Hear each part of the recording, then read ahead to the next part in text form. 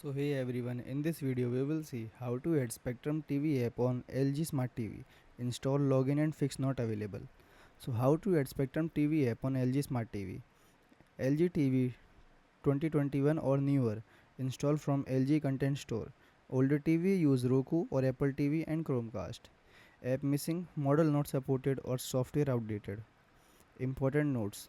The Spectrum TV app launched for LG TVs in May 2025. It mainly supported on LG models from 2021 and newer. Your TV must use WebOS and have internet access. If your TV is older, the app may not appear. I'll show alternatives below.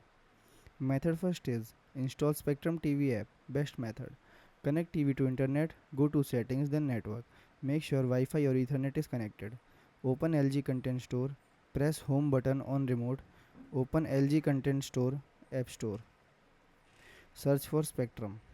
Select search, type Spectrum TV. Install app, click install, wait until download finishes. Open and sign in. Launch app, enter your Spectrum account login, start watching live TV on demand content.